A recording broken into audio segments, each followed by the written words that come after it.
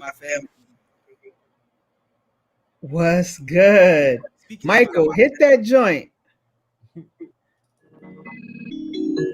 Hey, start the show without the music.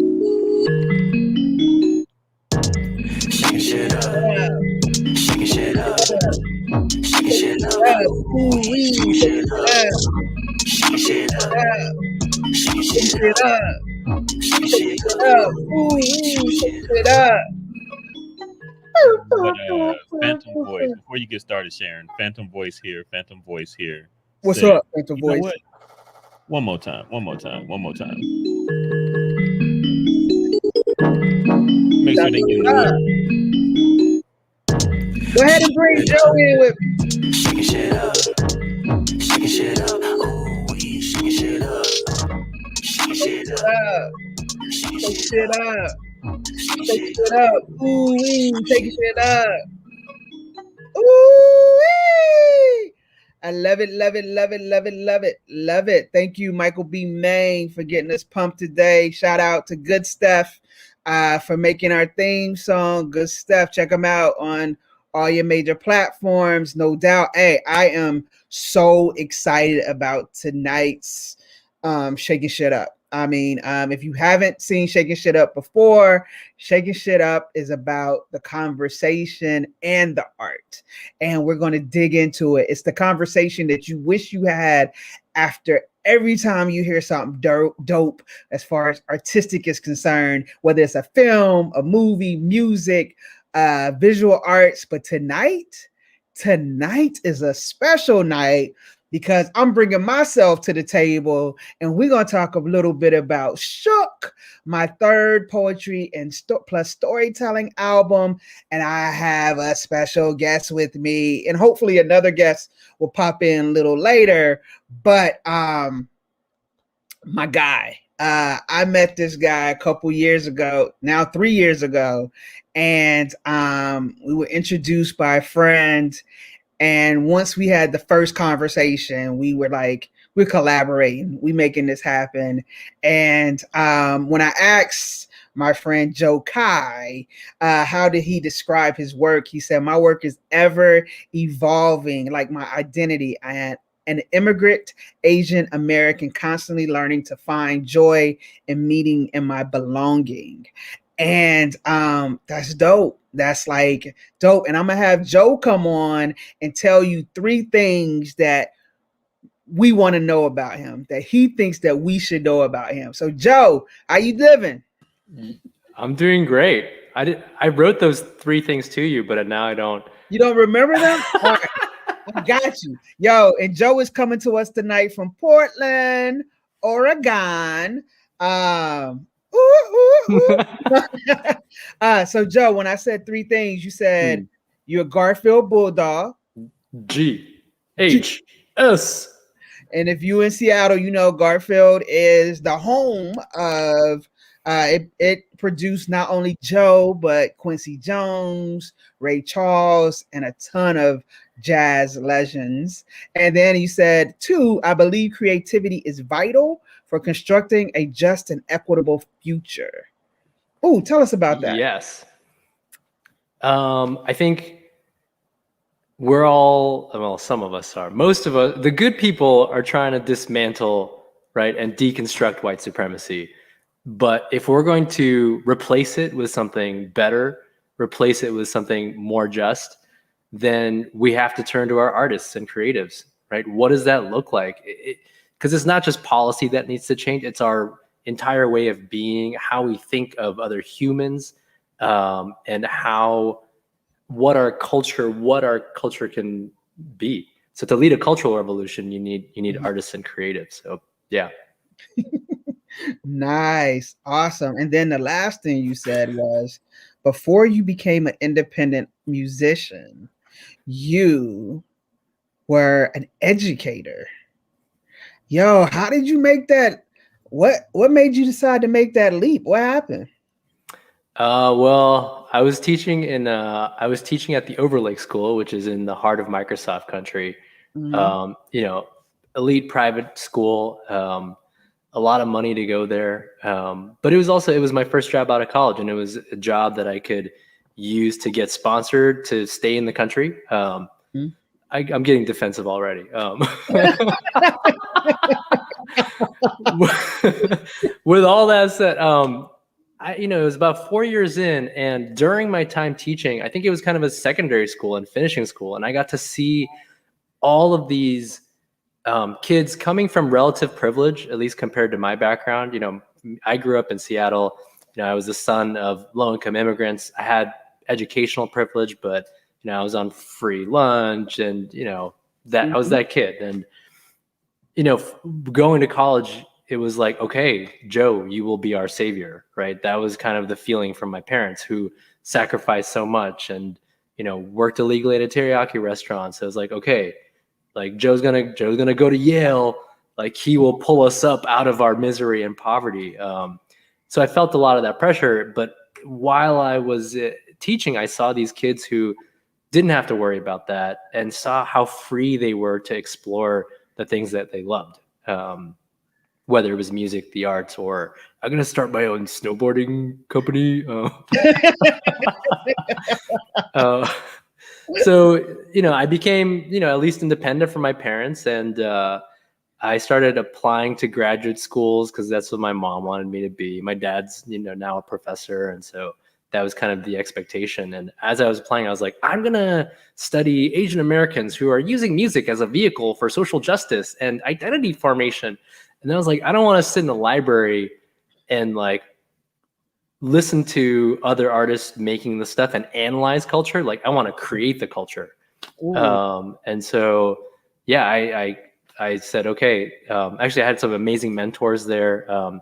My colleagues who were actually just amazing teachers for me. And they said, Joe, teaching will always be here for you.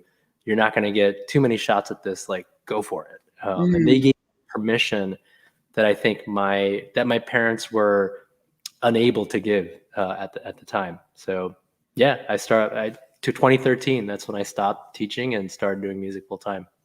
Wow, that is brave, and honestly, you're still doing it, but you're still teaching in a different kind of way. Like, it's not traditional, it's not in the classroom, but because I'm friends with you, I seen some of the work that you've done with some kids, and yeah, man, that's how we do it. Some of the work you've done with some kids, and making music with them and making it fun, and so that's really commendable. Tell us about some of those projects. Yeah, I mean, I do a lot of outreach workshops. Recently I worked with Mercy Corps doing a lot of work with ESL students. So I was an ESL kid, and just kind of telling them about my life story. And I just did a virtual session at Cleveland High School here, and they were like, was it hard? I was like, okay, I'm cool. Like, I'm going to be one of the cool people. You can ask me anything you want. And one of them was like, was it hard to transition for you? And, I could feel the pain in these students who like just want to fit in and have a normal life, but they're ESL, right? And so, and I was like, I started talking, I was like, oh, you know what? It's okay. Like, just work hard and it's going to get better. The more you speak English, the better, et cetera, et cetera. And then I just stopped short. And then I was like, you know what? Like, I know there are people out there that make fun of you, like, because you can't speak English. Fuck those guys. And I apologized to the teacher later, but I was like, you know what? Like, you don't need their approval, right? Yeah. Like, if you got to find the people that are going to appreciate you. This is your second language. What language are they on? Right. So yeah, I think it's really important to start having that encouragement for marginalized kids. But then also, I'm such a firm believer in cultural studies. Like, it's too late for us, Sharon. It's just too late. We can't change. Reality. Dang. So you got to have those conversations. Everyone has to have those conversations and learn about, the heroes as well as the villains, right, of American history if we're going to move forward. So yeah, man. And you are definitely shaking shit up, no doubt. So I wanted to do this show because we never really released Shook to the public. We released it. I kind of like put some things out and things of that nature, but we didn't have a party or things like that I normally do. So tonight is about Shook. But before we get to Shook, I want people to know how dope you are. And so you're going to do a track for us. Tell us about it. Yeah, I'll start with another one. I'll do Bam Bam's Lullaby first. Okay. And this is it's one of the songs that I start off with at my shows. You know, my parents moved back to Korea in 2008 after living here for 15 years. And that's hard, right? I mean, I was a sophomore in college, and having them move across the world, right? So like language, culture, geography, all those things I feel like are constantly, we're just getting farther and farther away from each other. So this is about that. Okay, cool beans. Joe Kai, ladies and gentlemen.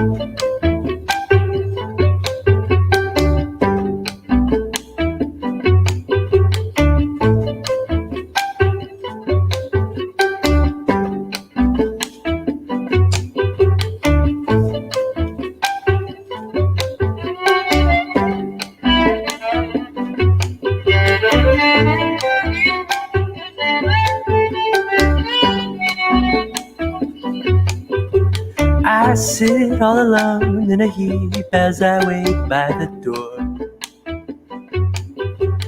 Cry in my sleep, in my dreams as I wait for more. So where are you? Where are you? Why did you go? Where are you? Where are you? Why?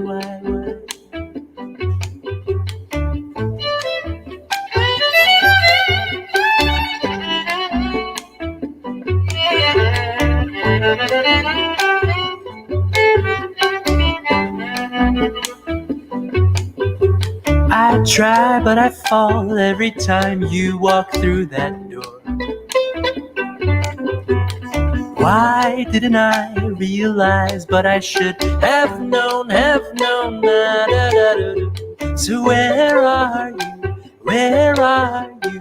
Why did you go? Where are you? Where are you? Why?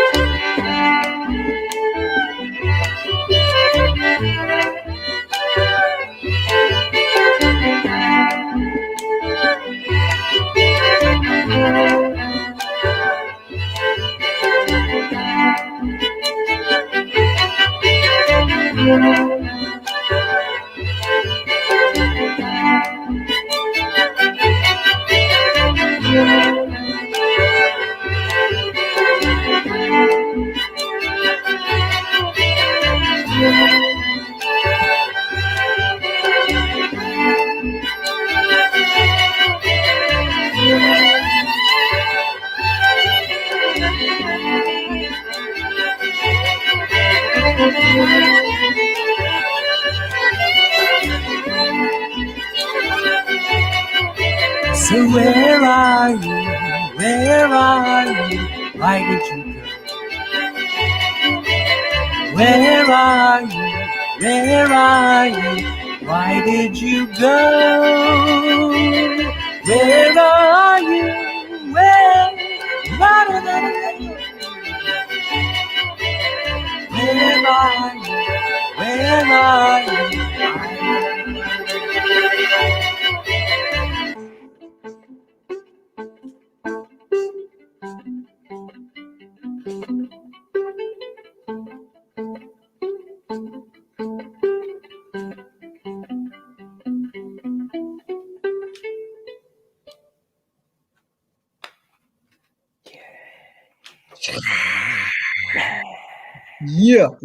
Yeah. Where are you? Where are you? Tell us about so for me, you know, I always love your music, and it's like jazzy but inspirational, and it always has a story to it. And I love how you loop things and bring all the musical elements together with it. Can you talk a little bit about your style? Yeah. Yeah, I mean, I'm doing a lot of looping, and so you can see this machine here, which lets me loop things, loop things, loop things, and then on top of it, I can add whatever I want. Loop things, loop things, loop things, loop things, loop things, etc. Yeah, so then using the violin, I have an electric violin here and a bunch of different pedals that like make it go up really high or down low. And all of that goes into the looping machine. So the way that I like to think about it is that's why I had that weird awkward pause where you're like, define your style. And I'm just like, you know, I'm an immigrant, and I've moved around so much, and I feel like I've had to be a chameleon for my whole life, and sometimes I don't know where I start and others begin, if that makes sense. And with the looping pedal, I can have so many different versions of me, all of the different versions of me, kind of contributing. And so, you know, I grew up playing a lot of classical music, but fell in love with jazz. And like, my mom was a huge Stevie Wonder fan, but my dad was a Deep Purple, like 80s, like hairband fan. And so, you know, using the loop pedal allows me to take all of these things that parts of which are true to who I am, and put them all into one thing that makes sense to me. Awesome. That's beautiful. Kimberly said that Gary said he has Michael Frank's vibes. I just love all his work and style. Much love. And then I'm gonna bring in our musical guru here at Shakin Shit Up, Michael B. Maine. Michael B. Maine. Maine. Michael. Oh, man, that's how I want to enter any room. There we go.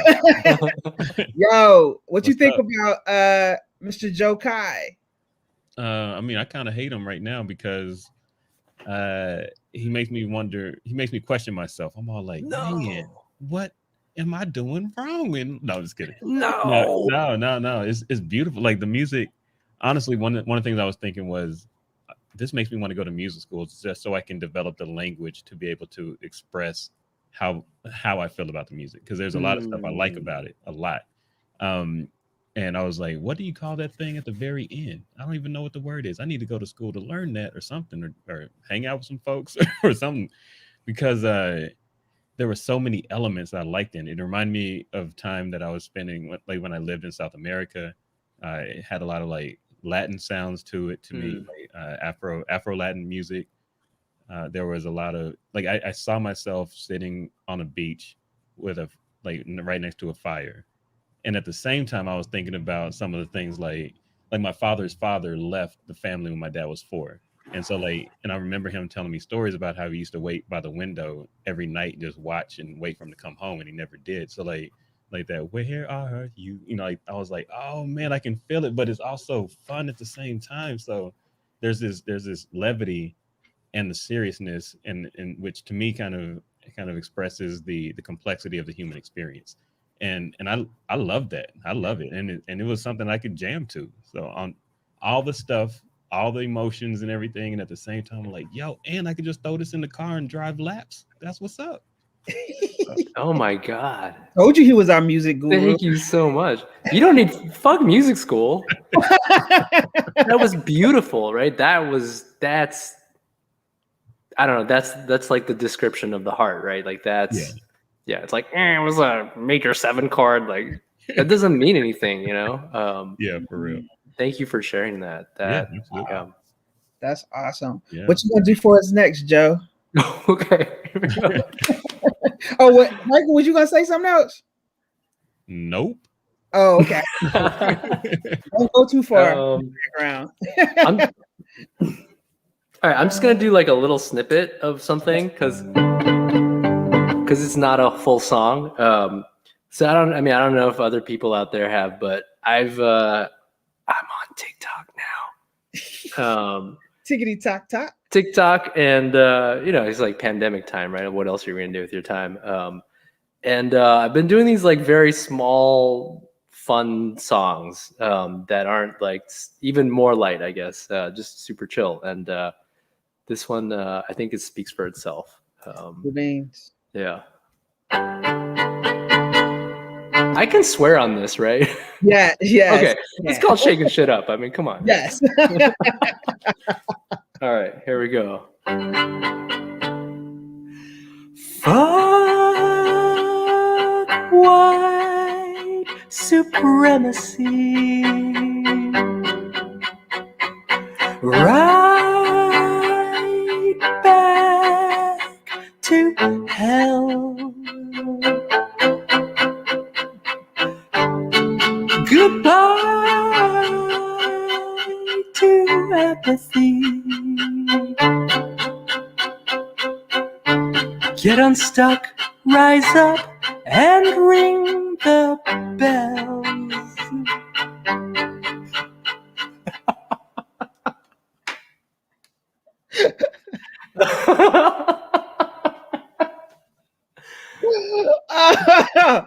Oh, yeah. Oh, that's all I have so far. But Michael, what are you thinking on that? I was typing you a private chat. It's like social justice stand-up comedy, the musical. Yes, the musical.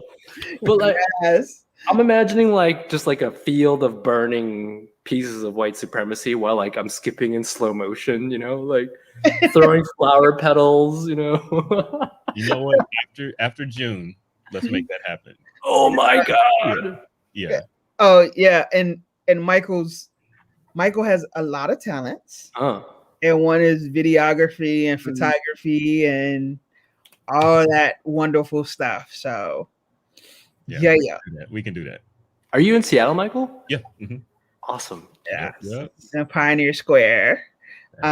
Michael, tell us about Michael B. Maine Photography. Where can they learn more information? I got you right here. I know your website is michaelbmaine.com. Yep. If you can remember my name, you can find me everywhere. Michael B. Maine. So, Michael B. Maine Photography, media. Basically, what I try to do is I have a hodgepodge of background and experiences, and I try to merge everything together to address social issues through various forms of media. And a lot of it is representation and diversity in front of the lens, but a lot of that is also I do a lot of work behind the scenes to ensure that behind the scenes we're also diversifying everything. And so like writing rooms, the people that are coming up with concepts and ideas, so that we're not just using people to make people look better, but we're actually changing the things. There's so many stories that oftentimes are ignored or silenced intentionally through systematic oppression, and I'm trying to work against that. So I hire people and collaborate with folks who are oftentimes underrepresented, and make sure that we pay them better than market rates because we supposed to. And so I try to make beautiful images and make quote unquote commercial level work available to folks who generally either wouldn't have access to it because of money, network, or whatever the case is. And so similar to what Joe was talking about, like I care less about how much education someone has when it comes to photography and video and all that, and how much passion they have around it, and hopefully, whether they decide to pursue that or not, they at least have opportunities to explore new ideas and concepts and feel accomplished. That's Michael B. Maine photography. And I'm publishing books now. All right. It is beautiful. I'm looking at it right now, and oh my gosh. Yeah, that is beautiful photographs. Thank you. Michael B. Maine, no diggity, no doubt. Yeah, he got a little bit of talent, little something. I like to keep him around. So Joe, last song from your side of the world before we get to my side of the world. What you got for us? All right, this song is called Daughter, and it spans generations. One of the phrases that I'd say in the past 4 to 5 years that's been really inspiring is "I am my ancestors' wildest dreams." And growing up, I did not say the ancestor word, because looking like this, when I say ancestor, it goes straight to Mulan, and so I'm trying to keep it cool. I'm like, no, I don't know her.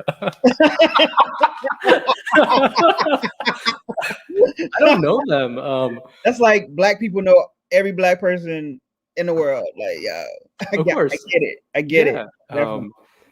But I think more and more recently, I've been really embracing that, right? And also honoring the ancestors that have brought me to this place where I am right in this moment with all of you. But also just being so wildly impressed with those ancestors that lived through colonization, through imperialism, through war, through immigration, right? I mean, and specifically for the women in my family, misogyny it's everywhere, and sexism is everywhere. And when I think about just what I saw my mom endure, and then I think about what my grandma endured and her mom, and et cetera, it makes me feel feelings. And now that I have a daughter who is upstairs, I thought it was really important this is not even about importance. I needed to get out these feelings. So this song is about growing up. This song is about daughters and mothers and sisters. There we go.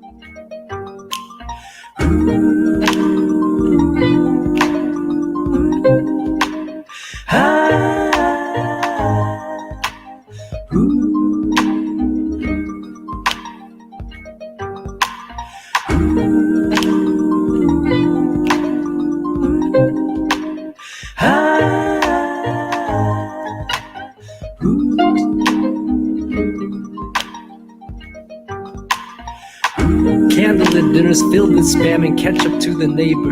Little she knows about the world she left behind. Receiver, hang up the phone if someone calls and you don't recognize her. Lullaby is caught up in the memory of the past. Goodbye, and spilling your guts to no one on the floor except your mother. Filling your lungs with all the gases of your noble father. Taking it back cause it was never yours to start it over to your grandma's house she loved but never knew she had a daughter. If I could be better and cooler and taller, I would sit next to you. If only you could have seen under my letter, I'd make it up to you. I stayed in tune until the teacher told me I don't have it. I gave it to the student, she forgot her dinner blessing. Sit for the lesson, I can promise. If you're patriotic, please don't leave this country that became a prison and a habit. I play for you, but mostly me. I need an answer.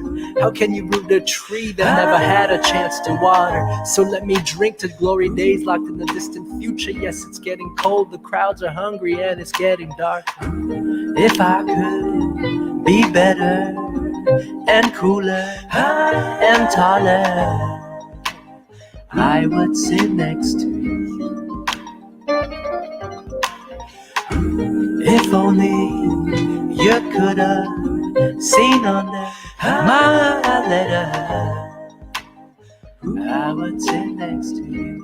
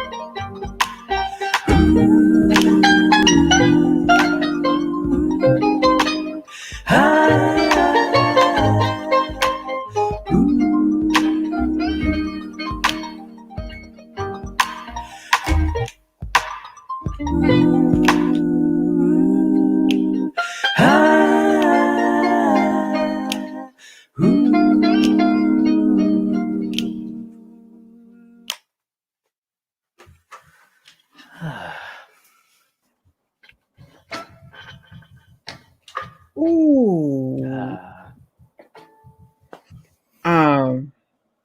Ooh.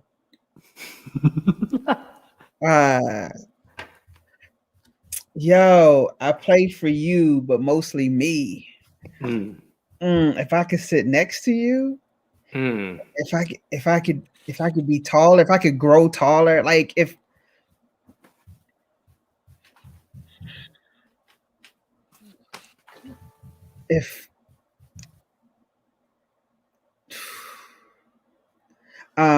Michael,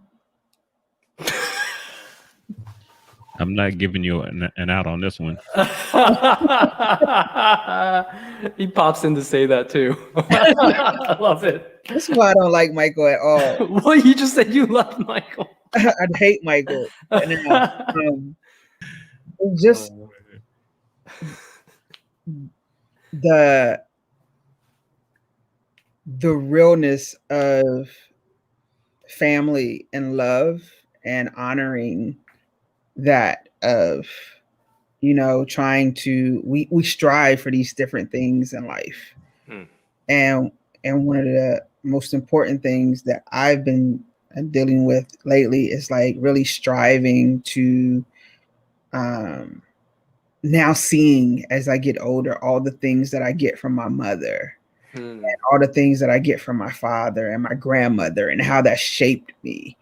And just being able to stand on that foundation is what sparks inside of me when I hear that song. Of trying to, as a daughter, trying to really fill the space that has been given to me in a very respectful, loving way and not waste it. Yeah. But it's also complicated, right? Because those foundations, like my dad is a person, and there are definitely holes in that foundation where I think, as you grow older, you're like, probably shouldn't have done that, or like you could have done this, you could have, right? So I think, the song is filled with should haves and could haves, and if I could have only been XYZ, right? Then yeah.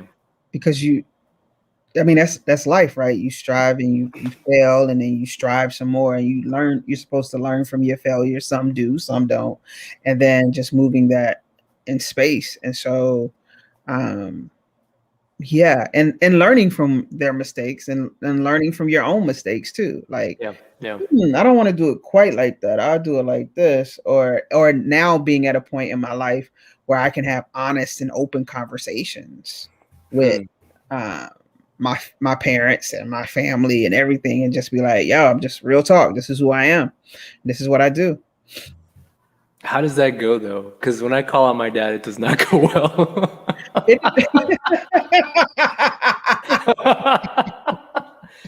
I never did that. Oh, yeah. It is better. It's because of our relationship. It's like, like, for example, I just recently cut all my hair off on last Friday, and it was emotional, and I cried, and in our community, in our world, hair is very important. And it wasn't a second thought, or it wasn't a planned decision. I just made it. And then I felt the need to call my family individually, and chats and things of that nature, to let them know that I did this, that I'm healthy, but I just wanted to let go of something that didn't want me anymore. And I've had years of good hair, bad hair, and all of that. And the last 21 years with my locks was beautiful. And so sometimes it's that conversation of, I did this for me. Like you said, in your song, I did this for me, but I want y'all to be, but I want approval, right? I really want approval, but if you ask me, I'll probably be like, I don't need y'all approval. But in all reality, I want approval. And I want people to welcome it and not think of me in a different kind of way because I don't have hair. And so that was just a choice. Michael?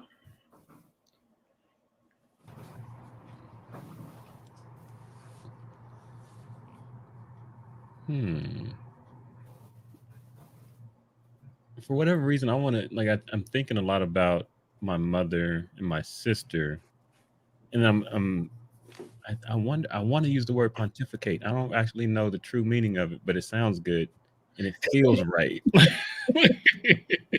It feels like I want to say, like, and I'm pontificating on the women, like the ancestors I never met, and I'm thinking all the way back, and just wondering and appreciating the things that they went through, and not just the like the oppression and negative stuff, but just like all the things that they have brought over time.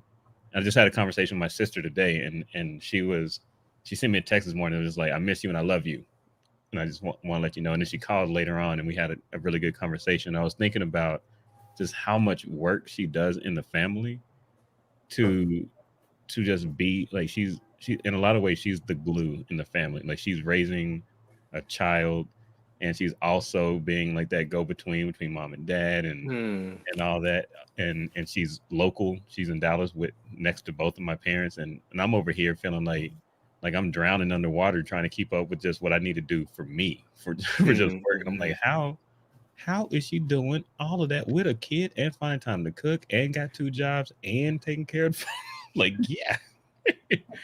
So there's that. And I'm also thinking about, like, man, when I think of sweet potato pie, I think about my grandmother. And when I think about the people on my mom's side, when I think about like the people who made me really, really truly honor people and think about and just take the good with the bad and not judge and say, like, you know what, let them do you, boo boo.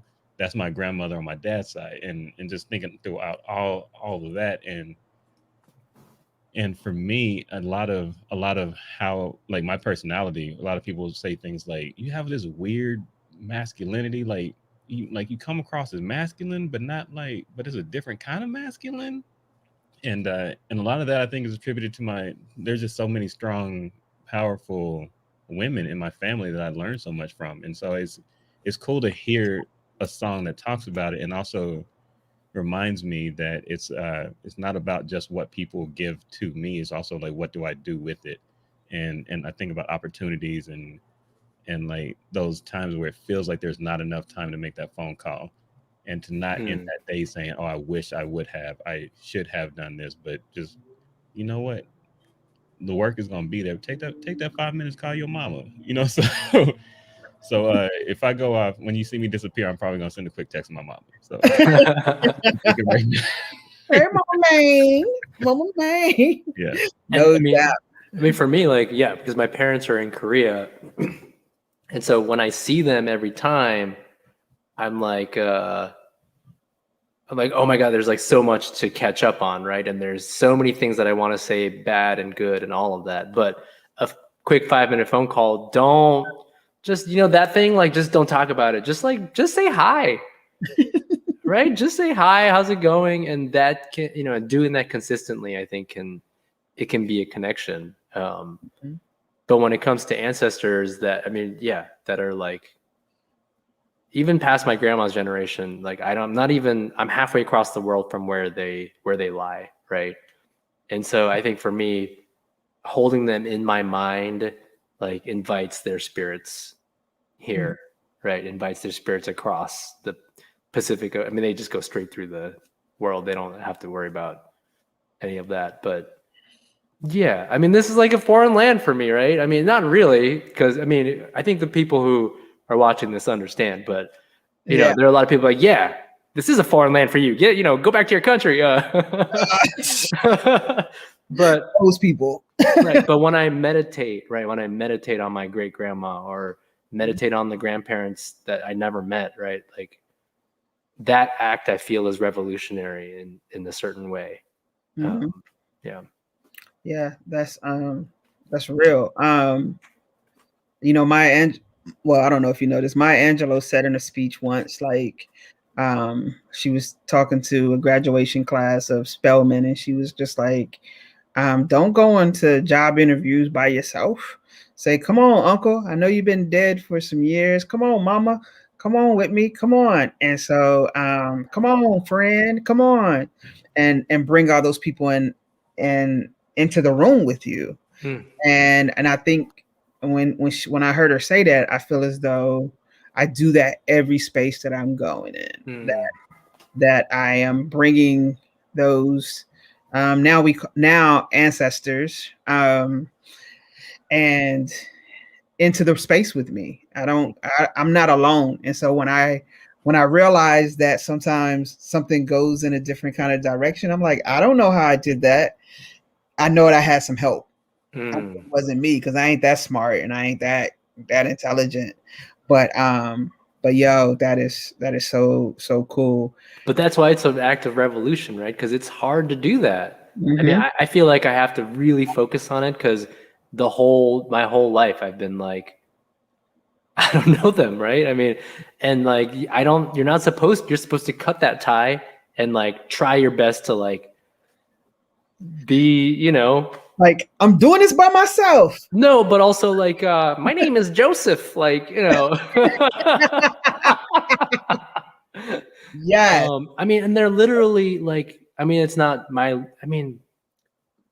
like, they're attacking Asian grandparents on the fucking street right now, right? So like, they're literally attacking my ancestors, literally attacking them, right? So, that's why I feel like, no, like, believing in that and bringing them in, I think that in and of itself is an act of revolution. Thank you for sharing that. I'm going to do that now whenever I'm going into a tough moment, right? It's not just our Heavenly Father, but it's also like my heavenly grandpa and like my grandma, my heavenly grandma, and that all of it, all of them. Yeah.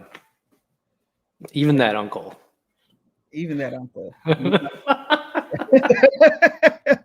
Even that uncle. You know, I think yeah, thank you for sharing your work and everything that you've done for us. And it just reminds me, one of the reasons why I want to do this show, not just to highlight Shook, but to highlight how dope you are in working with me on Shook as the music director and violinist and all of that. And I think you just led us into what I thought something else was gonna go first, but because this is shaking shit up and we shake shit up, we're gonna start with something else first. And I hope Michael don't get mad at me. I'll be all right. All right. But please, everyone, please support Joe Kai and everything on all platforms, Joe Kai, and on Joe Kai website. Just stay in touch with them, no doubt. But as we move into Shook, I think I want to start, Michael, because of the story that Joe just told and daughters and things of that nature and connecting to the past. Let's talk with Brother's Prayer. Yeah, I figured that was coming. Cool. You ready know for it? me. Mm-hmm. All right, here we go. All right. Shook, Brother's Prayer. My family, I want to dedicate this next piece to them, and it's called Brother's Prayer. I'm trapped in this world, knowing you were here. You left before I appeared. Brother, I attended Sherwood Park Elementary School.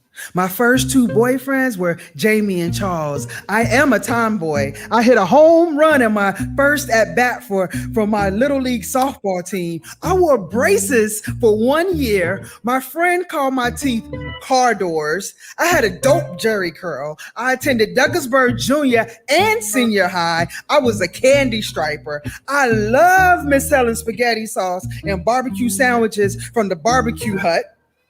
I played the piano for church. I had a guy break up with me because he liked my friend. I loved going to the club. I would shake what my mama gave me. I dropped it like it was hot. I Tootsie Roll like it was nobody business. And in college, I learned how to rough it off, rough it off. I attended Delaware State University on a volleyball and softball scholarships. I love my HBCU. I have a few degrees. I now live in Seattle where I'm officially following my dreams. Why did they take you from me? Never can I look into your eyes, hear your laugh, or feel your heartbeat next to mine. I never heard your voice. I don't know if your skin is as soft as cashmere or smooth as jazz or rough like Carolina dirt rose. Are your teeth bright white or are they on the yellow side? Are your feet pretty or are they some crusted dogs? Do you walk with swag? Do you even have swag? What do you smell like after you work on your car? What do you smell like when you go on a date? What's your favorite food, color, time of year? What makes you smile? What makes you sad? What will make you flip the script and kick somebody's ass? Why did they take you from me? Brother, why don't I know who you are? Amen. I'm starting my prayer at the end because that's where my story begins. Taking the steps in DC to approach you as my feet hit the pavement, my fingers found your name. I was instantly drained. I made it this far with you being the angel in my heart as I have moved through time wondering, why mine? You were called and you went from protect and serve. I promised to defend the Constitution to 6 feet deep and a cemented sign in grass covering your head to your feet.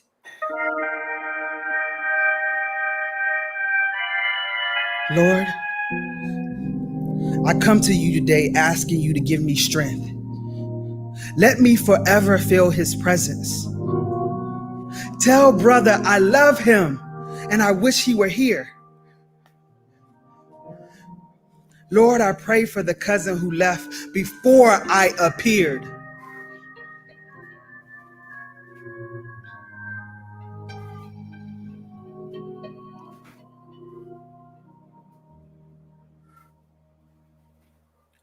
Private First Class Joseph Earl Jackson, aka Brother, aka JJ, was a casualty of the Vietnam War.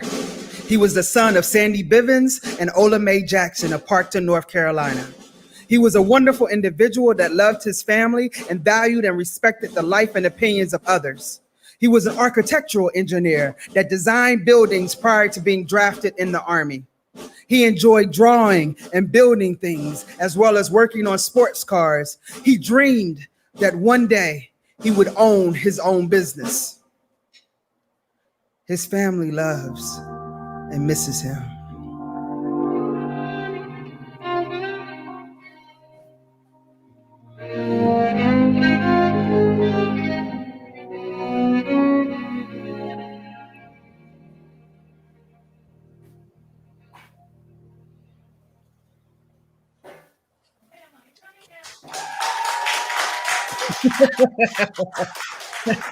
Thanks for the live audience support.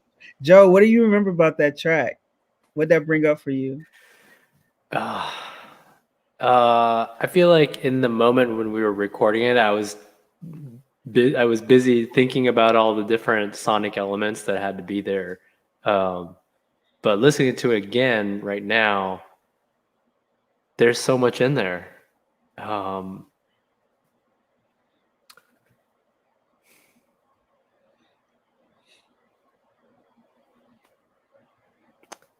I'm curious about a lot of things. One of the things that I'm thinking about is God and religion. I think that's a theme that I've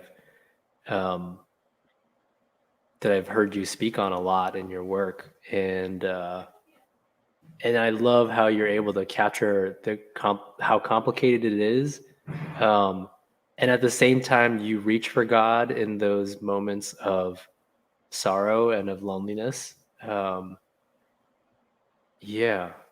What are your thoughts on God right now? And everybody always trying to tell you what your relationship with God is supposed to be and how you're supposed to go about doing it. And for me, it came a time where I had to really look at my one-on-one and what that means. And for me, that may not mean that I'm in a church pew every Sunday, or any Sunday. And I see more of the work that I do to that it is if anybody wanted to call it a ministry, it is try to go and be positive and try to give something to the world. It's my service to community, and that's what my relationship with God is. And I think there's a difference between your relationship with God and your relationship with religion, and what that means. And so, and it's taken me a long time, because I was, if I couldn't find a space for me to fellowship, and I didn't know what to do, and then I was like, wait a minute, you're speaking to thousands and thousands of people around the world. You're sharing your truth. You're changing lives. You're letting people relate to something. That is your fellowship. That is doing that work. And so I try to remind myself not to just call on God when I'm sad, but even when I'm happy. And just know that I'm not supposed to understand everything. Just like I can't just like everyone can't understand my vision for my artistry and my work, I can't understand everything that he does. Thank you for that. I think I've been struggling with like who God is. And I think a lot of people are really concerned about who God is and telling me what that is. I mean, everything that you were saying, I'm feeling it so much. Like growing up in the Korean American church, it's weird. Like this is fellowship right here, right? Yeah. But like we didn't really you don't really like question things at church. No, you don't. No, right? How dare you question? Right, because then you're you've lost your way. Yes. And oh, Sharon. I mean, okay, it's okay. I mean, Right. Right. Like, and then, all the other moms are like, oh, don't hang out with Joe. He said something bad, and you're like, Right. let's have the conversation. Yeah. Just a literal question. I think that conversation is what we need to build up the image of God, right? Like, who is God? How do we worship him? That's something that I think, and that's why artists are so important, right? That's a constant creative conversation that needs to be happening. Mm-hmm. Yeah. And no matter how you feel about it, right. whether you worship God or you worship somebody else or you worship whatever. Yeah. I don't think there's a perfect way. Yeah. I think it's whatever sits right with you and in your soul. Yeah. Because one of the things the Bible says, you're not supposed to judge people, right? But we're always finding ourselves judging. And so I think allowing people to find their way. And what we really want is for people just to be good people. That's all we want.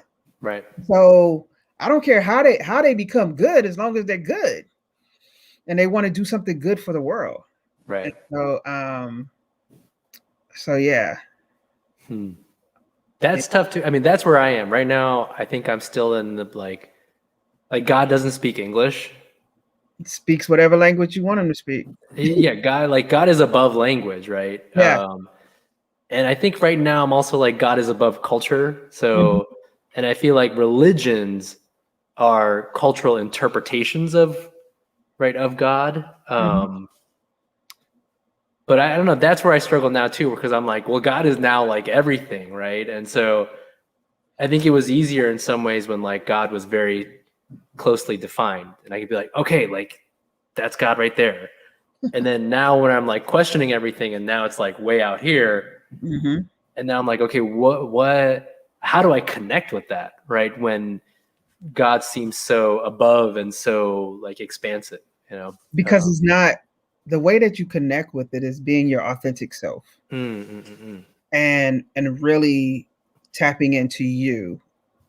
And yes, they glorify it and say it's this huge untouchable thing when it's right there, right here in your heart. And it's everything that you do. And so I don't think of it anymore as this massive thing. I think of something that I have in my way, you have in your way. It's whatever your relationship is.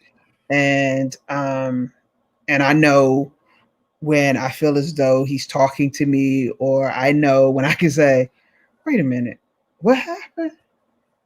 There's no way I did that by myself. Whether it was my ancestors, whether it was God, whether it was who was it, but I know that I'm not on this planet by myself. But I know whoever my dad worships, that's my dad. Whoever my mom worships, that's who my mom. Whoever I worship, that's who I worship. And that's just the way. That's how I started approaching it. And sometimes, a lot of times, I get it through music. Like, I'm not one to sit and listen to someone speak. It's crazy because I'm a talker. But I can't listen to every pastor, and I can't. You're the preacher. I can't listen to all of that. So I just bring my word my way, and that's what we do.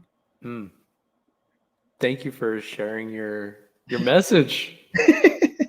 Thank you for asking the questions. Yeah.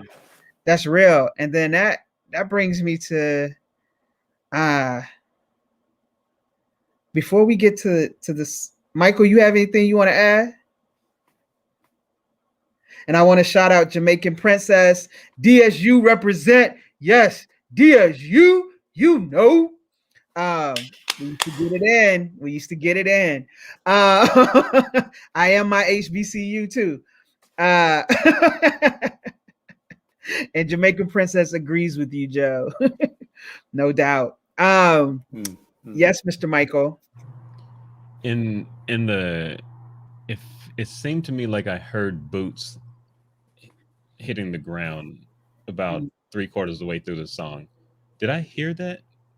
Was there like a sound effect or something, or like some kind of sample or something? It felt like there was a bass line, and then I could hear what felt like a march happening. Well, Leonard does the snare like.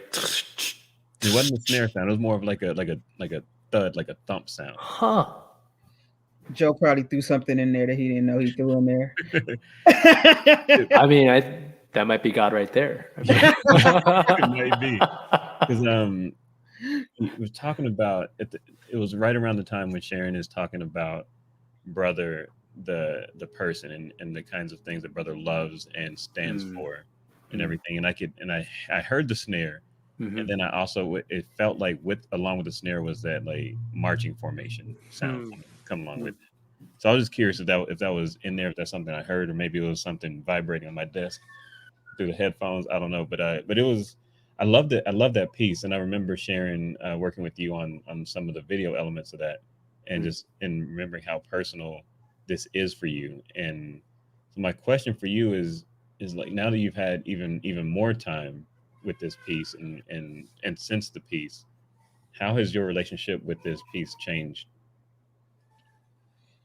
I can actually listen to it now without crying.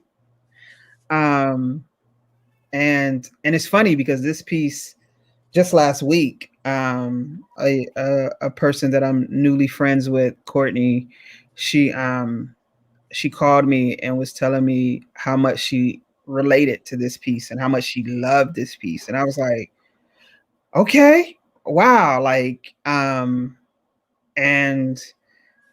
I think it gave me an opportunity to really express. So I had all these, and Joe, you was talking about the relationships with the ancestors and the people that died. So with brother, I never met brother, right? And he died in 70 after the war, and I was born in 75. But there's these times in my life where I would just start crying, missing him.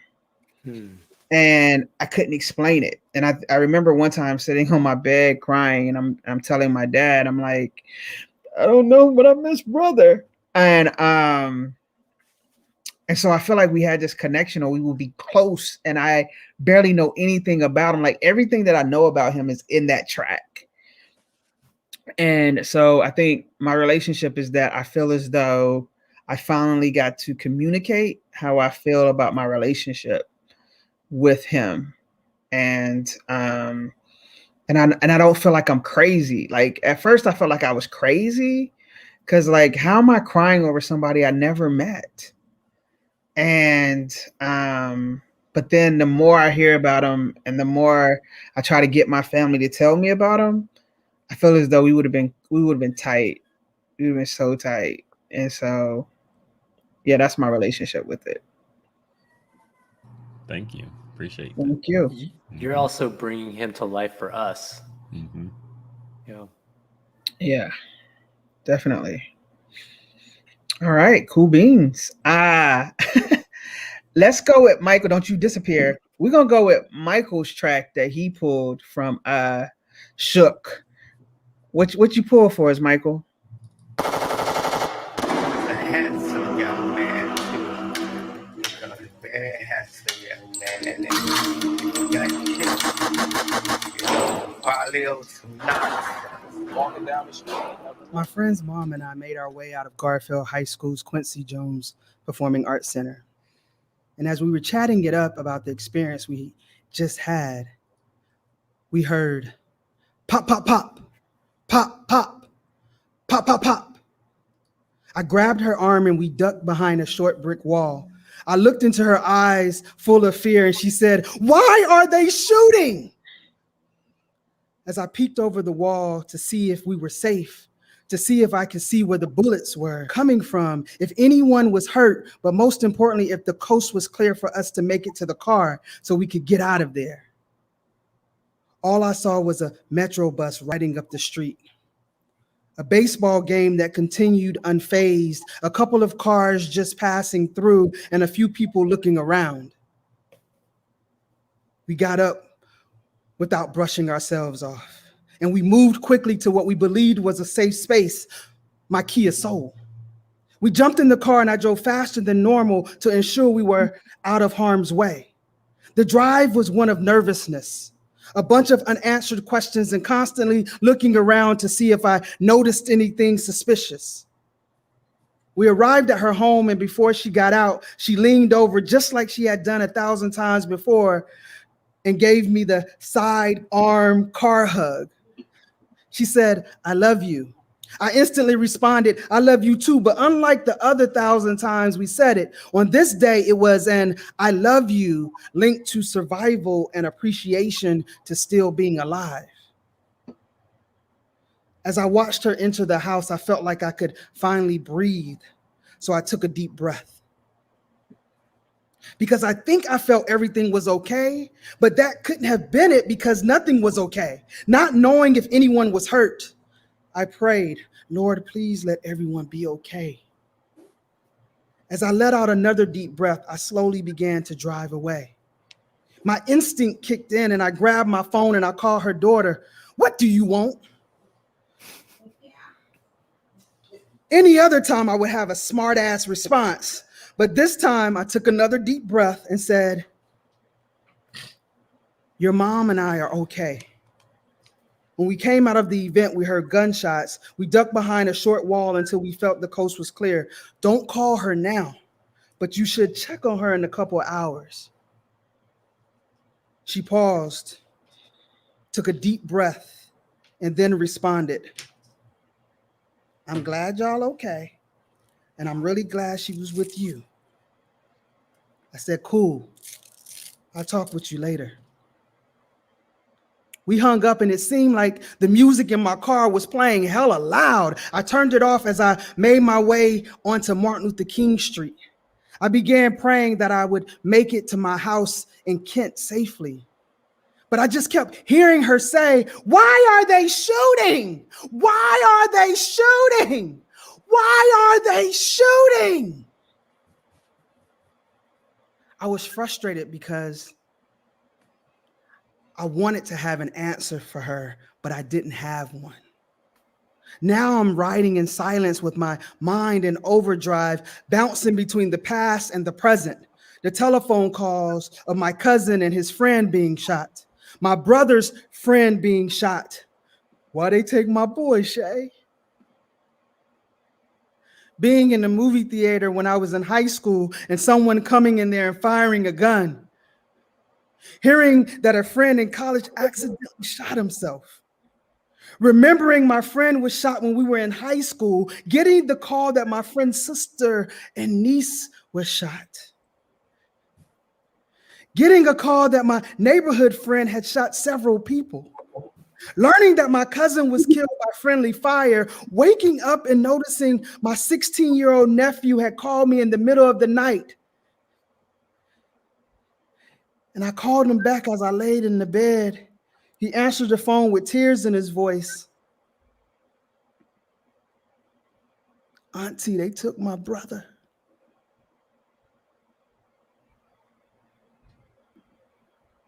He was shot. She was shot. The baby was shot. They were shot. He was shot. She was shot. The baby was shot. They were shot. He was shot. She was shot. The baby was shot. They were shot. He was shot. She was shot. The baby was shot. They were shot. He was shot. She was shot. The baby was shot. They were shot.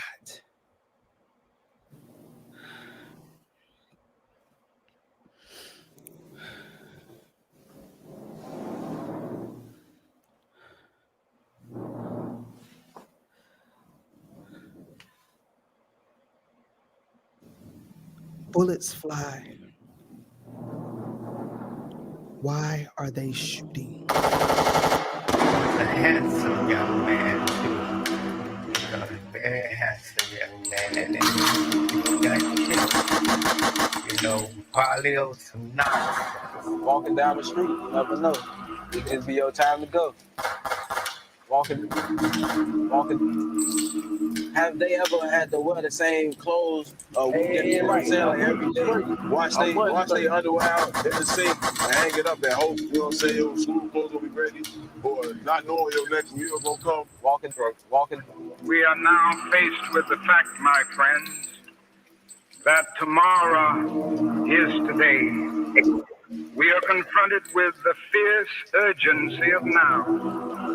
In this unfolding conundrum of life and history, that is such a thing as being too late. Procrastination is still the thief of time.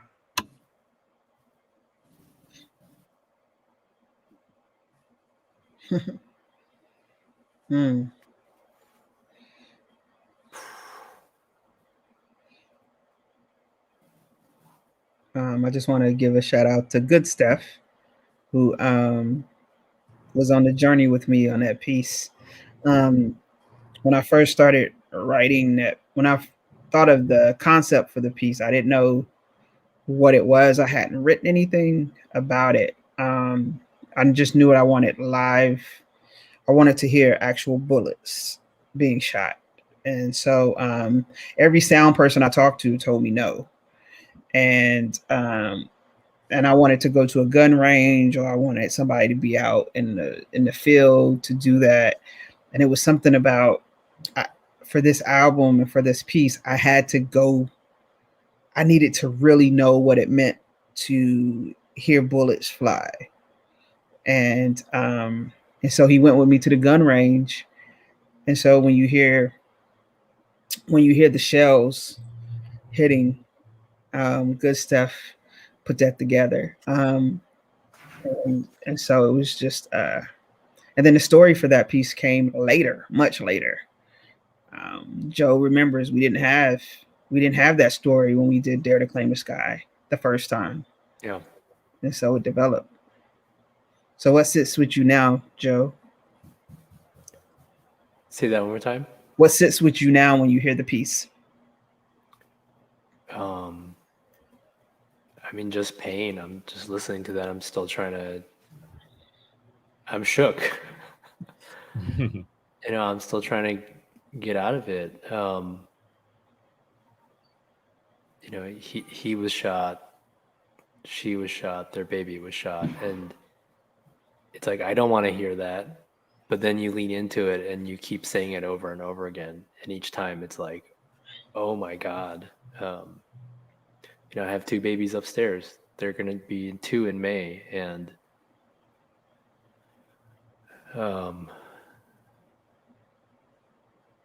one of the things that I also was thinking about was when you see or hear, even if it's through a screen, violence, I think we become more violent. We become more afraid. And so recently I was like, I'm so Mr. Peace be on earth guy. But recently I was like, maybe I need to get a gun. Like that's how, right. That's, I think, especially for Natasha, my wife, who's like, we're looking over, there's some moments where you say like looking over your shoulder, and it's hard to trust the world when you see the images that we're seeing these days. But listening to that piece, I'm like, fuck no, I'm not getting a gun. Fuck guns. Sorry, I don't have any organized thoughts on this. It's just there's a lot there. It's very heavy. Cool. Michael B. Maine. What's the question? What are my thoughts? Yes. I agree that this is a particularly heavy piece for me as well. I think that I gravitate towards this piece because there's so much I can relate to, and I think that it's a story that I'm tired of hearing, and at the same time, it's a story that I think is so important to be told, and I feel like it's one thing for me to hear it, and it's another thing for I think there are far too many people who have not heard the story who need to hear it. like I remember I was thinking, I was reflecting back on when you mentioned. I hope my mother's not watching this because she doesn't. There's like 3 stories that she doesn't. I've never told her, so I hope she's not watching this. But um, no, when you mentioned that you wanted to hear what it sounded like to have the shells hit the ground, like I remember the first time I heard that I was 5 years old, and Mm. and my parents don't know that. That would terrify the hell out of them if they knew that. And I remember I actually saw it. I actually saw it happen at 5, and um, it happened right in front of a window. I was staying at my grandmother's house, and I saw it happen, and I heard the shell. I heard the bullet hit the body. I heard the body hit the ground, and the shell hit the ground. And it took me forever to be able to even reconcile what just happened. Like that person is no longer like they they're no longer here. And at 5, I mean that was a big concept for me to know that that person is never going to get up off of that ground on their own again. And then I remember when I was like, I don't know, 20, 17, 18 or something like that, I lost my favorite cousin to gun violence in front of his house. And I remember getting that phone call, and it's interesting in the song you say like, or there's a piece where they say he was so handsome, and I remember that's what so many people said about my cousin was he's so handsome, he's so handsome. And at the funeral, his he had two little boys at the time, and they were like, oh, they're so handsome, they look just like Trinad, he's so handsome and everything. And there's a realness and rawness to this track that I think is so important because I think like in the media, at least in the mainstream media, in the mass media, I often hear another black person shot, killed, another gang violence, black on black crime, police crime, whatever. But it's always a headline, and it's not that deeper. There's For me, it's not that deeper connection to the story, the individual, the person. It's another name, another slogan, but the he was shot, she was shot. That whole getting in the car and saying I love you, and and having that take a different meaning and a different tone, and wanting to joke about something, try to deal with it, but not really be able to. Like these are the kinds of things that I remember experiencing and have seen countless times over the course of my life.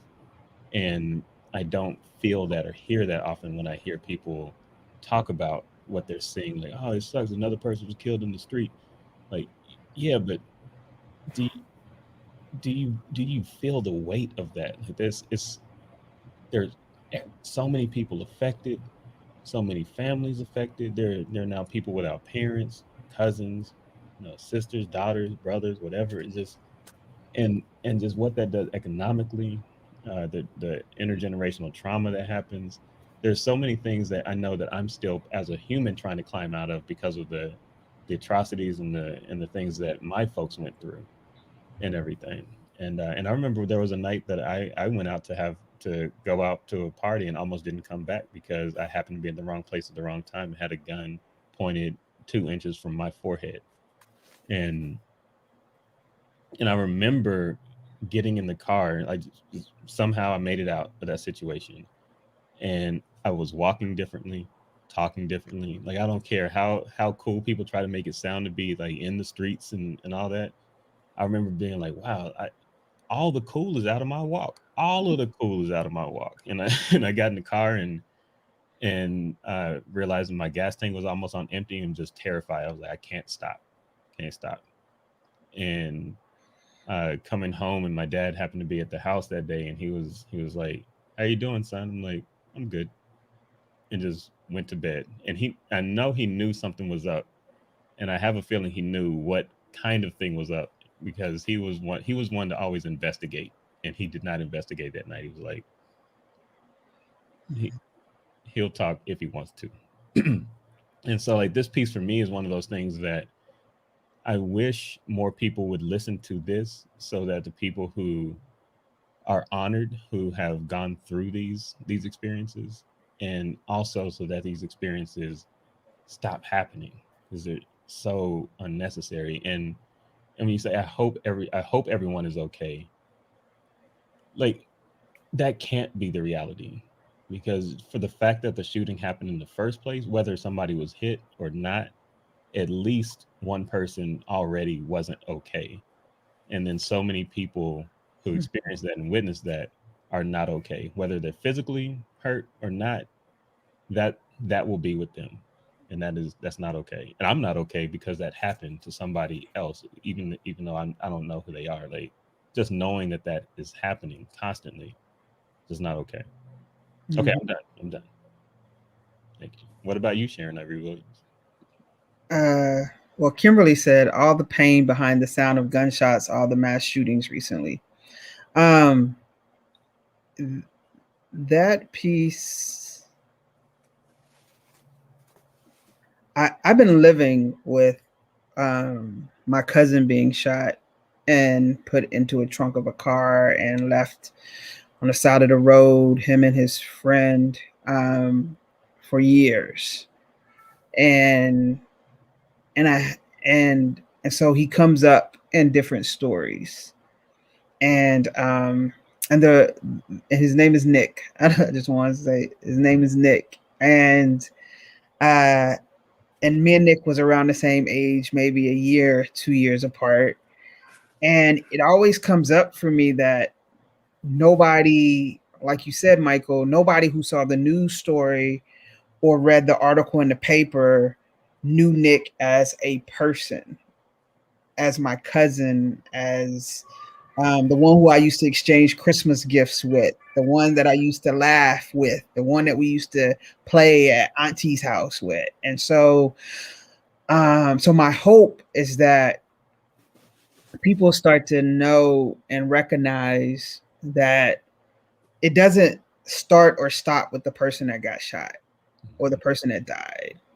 It continues and it has lasting effects. And you may see that person in the media one way, but there's somebody that loves that person and don't know that side of them.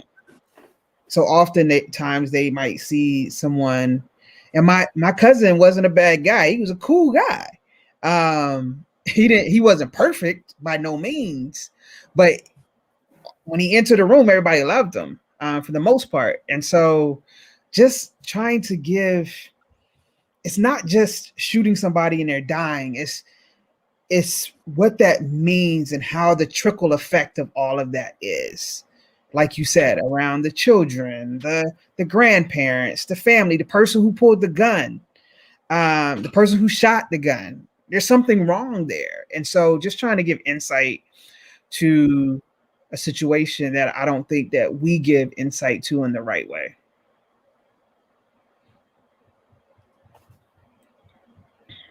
Anything on your end, Joe? No. I know that trauma echoes through generations. So it doesn't, even if gun violence stopped today, right? Like, I mean, that, as you were saying, the trickle down effect. Yeah. It keeps going. Like, I think my cousin was killed back in 2002-ish. And it's still a hotbed for me. And all the situations that I listed in there are real situations that I encountered with different people. And the fact that when I was writing the piece, my friend Reggie Mitchell, little skinny guy, shot in the back. When was I in middle? I think I was in junior high. I don't even think I was in high school yet. And so it's just like you don't get that out of your head. And knowing that there's some people out there that doesn't know what it feels like to lose someone to gun violence. And so it's just a world that we don't explore, I think, in the right way. That there's more to it. So, but we're gonna keep moving with Shook, and we're not even gonna explain this next piece. We're gonna listen to it, and then we'll talk about it, and that'll be our last piece for tonight. Freedom.